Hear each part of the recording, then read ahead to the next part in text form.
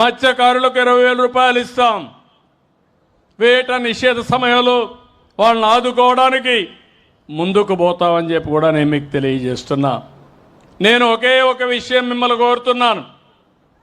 ఈరోజు మీరు రాష్ట్రంలో చూస్తున్నారు, మొన్నటి వరకు అసెంబ్లీ అంటే బూతులు. నేను ఆ రోజు ఒక మాట చెప్పి వచ్చాను. ఒకే మాట, నేను అసెంబ్లీలో ఉన్నప్పుడు ఎన్నో సంవత్సరాలుగా అసెంబ్లీలో ఉన్నాను, కానీ ఏ రోజు కూడా అసభ్యంగా మాట్లాడిన సందర్భాలు లేవు. రాజకీయ నాయకులు హోరీగా పోరాడతాం, ప్రజల కోసరం పోరాడతాం, ప్రజాహితం కోసరం పనిచేస్తాం. అలాంటి సందర్భంలో నన్ను అవమానం చేసినప్పుడు నేను ఒకటే మాట చెప్పాను, ఇది గౌరవ సభ కాదు, కౌరవ సభ. మళ్ళీ గౌరవ సభ చేసేదానికి క్షేత్రస్థాయిలో పనిచేసి గెలిచి అసెంబ్లీలో అడుగు పెడతా అన్నాను, పెట్టాను.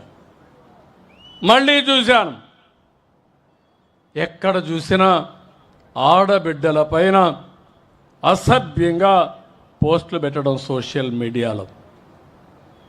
నేను రాజకీయాలు సేవల కోసం చూశాను. ఇప్పుడు రాజకీయాలు దిగజారిపోయినాయి. సోషల్ మీడియా వచ్చింది, ఇష్టానుసారంగా నేరస్తుల అడ్డాగా మారిపోయే పరిస్థితి వచ్చింది. అందుకే నేను ఒకే మాట చెప్పాను, ఈ మాటకు కట్టుబడి ఉన్నా. ఎవడైనా సరే సోషల్ మీడియాలో క్యారెక్టర్ అసాసినేషన్ చేస్తే అదే చివరి రోజుగా మీకుంటుందని హెచ్చరిస్తున్నా. గౌరవప్రదంగా బతకనియండి.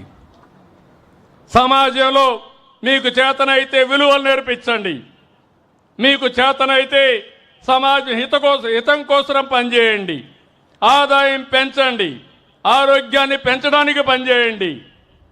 లేకపోతే చేత కాకపోతే ఇంట్లో పడుకోండి. పిల్లలకు నేరాలు నేర్పించండి, రౌడీజం నేర్పించద్దండి. ఇది మంచి పద్ధతి కాదని కూడా హెచ్చరిస్తున్నా. నేను చాలా ఏళ్ళు చూసా. ఒకసారి నేనే మోసపోయా. ముఖ్యమంత్రిగా ఉన్నా నిద్రలేసి చూశాను. ఎవరైతే వివేకానంద రెడ్డి గుండెపోటుతో చనిపోయాడు, నేను అనుకున్న పాపం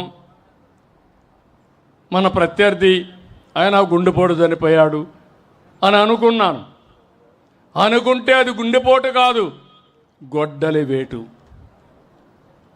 తర్వాత తెలుసుకోవడానికి చాలా సమయం పట్టింది నాకు.